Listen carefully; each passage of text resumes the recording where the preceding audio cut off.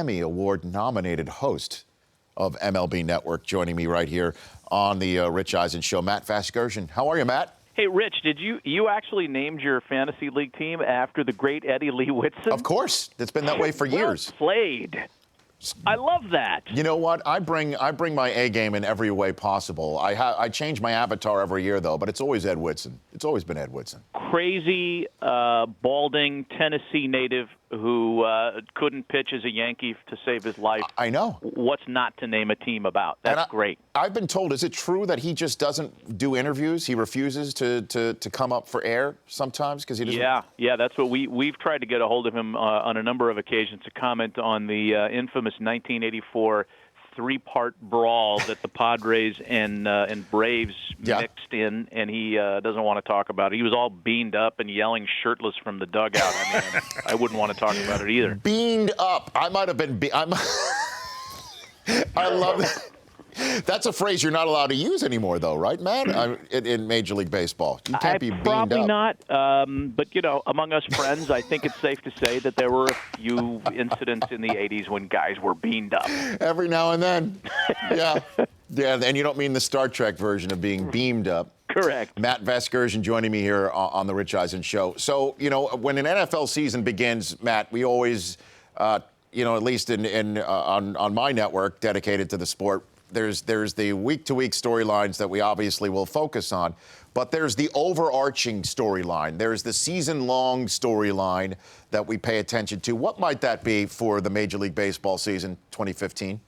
Well, the ones that everybody seemed to be talking about before the season starts, the pace of play initiatives, right? The league trying to kind of expedite all 27 outs and get things done a little quicker. So it remains to be seen how players are going to respond to 1 foot having to stay firmly anchored in the box, and we're going to eliminate all this Nomar Garcia-Parra, Mike Hargrove nonsense that used to happen with checking the cup and the helmet and all that stuff. People are talking a lot about the money that the Cuban-born players have commanded on the free agent market. It has kind of brought back into focus the need for an international draft in the eyes of some. People are talking about Pete Rose and the fact that the All-Star Game's in Cincinnati this year and that he has officially applied for reinstatement from the commissioner. Whether or not he gets it remains to be seen. Whether or not that leads to his being elected into the Cooperstown, into the Hall of Fame, remains to be seen. But it all seems to be coming into the right direction for him with the game in the Queen City and all. So those are things outside of all the parity in baseball, which is a great thing that a lot of people are talking about right now. Yeah, Matt, I mean, when you talk about back in the day when players were beamed up, there were basically like 10 teams that you knew that had a shot to win it all. Now you've got every year in Major League Baseball, you really can't pinpoint that team. Yeah, you really even the defending champions you can't even pinpoint as a team to, other than the fact that they usually have the right mix from the manager to the roster and general manager in a way that the Patriots in the NFL or the Spurs in basketball have. The San Francisco Giants seem to have that formula right. Who is the front runner this year to win the World Series? It really is true that you can't. I mean, the Giants aren't even considered favorites in their own division. They might not even be considered favorites to grab a wild card chair, with parity being what it is in the National League. San Diego is markedly better. They spent money at a breakneck pace this offseason and did more in 8 weeks than that franchise had done in any 8-year period to change its image. From Matt Kemp and James Shields on down, it's a completely different-looking team. The AL West is just as balanced.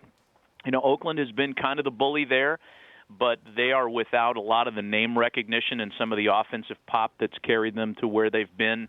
Texas has to be better than they were last year. The Astros have to be better. Seattle is loaded, if you ask me. I think they're probably armed to make a good, deep run.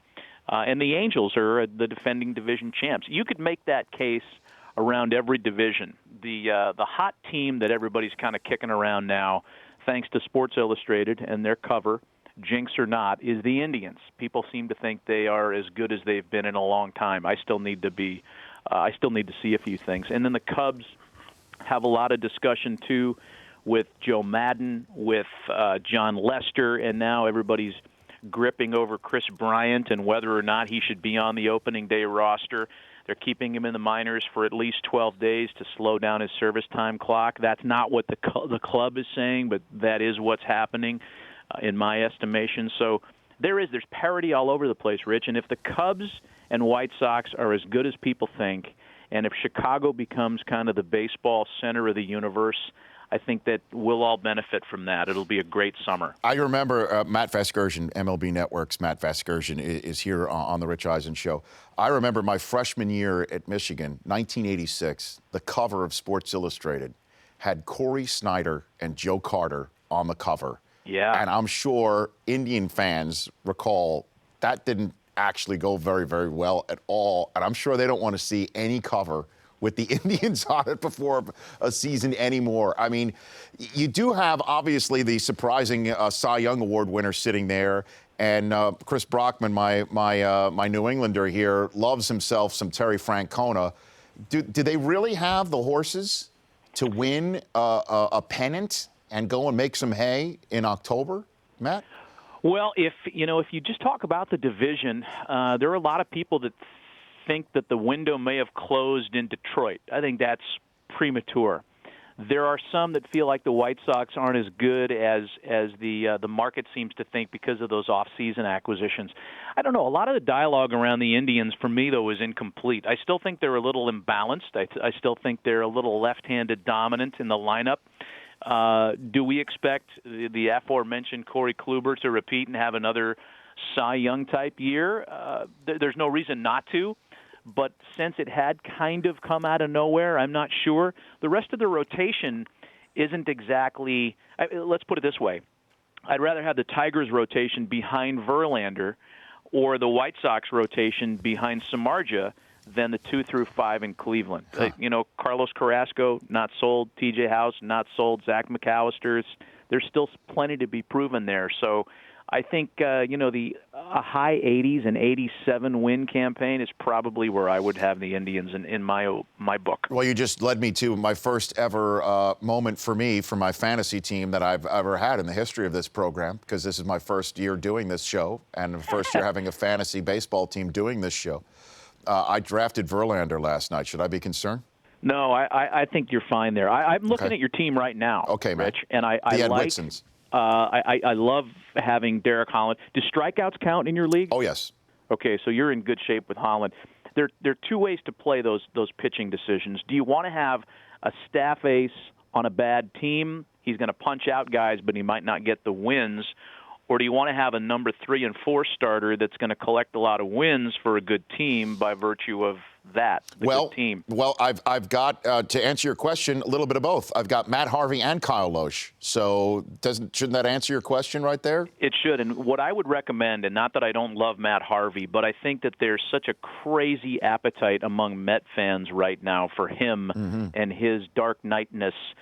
Engineer some kind of a trade. Package up Jock Peterson, who might not be ready to stick yet, and Matt Harvey, and go get yourself a big-time horse or a big-time bat. So I got Jock Peterson late, and Jeff Garland, who's the commissioner of the league, already has offered me a trade involving him because just to give you the nitty and the gritty, it's around midnight last night Pacific time, and I saw Joakim Soria sitting right there. Right? Okay. And also Joe Nathan was available. I'm like, you know what I'm going to do? I'm going to go Soria because I figure at some point he's going to be the closer in Detroit because I didn't like Nathan last year. So Garland grabs Soria 2 picks before I go, and I sent him a text like, USOB, I wanted him.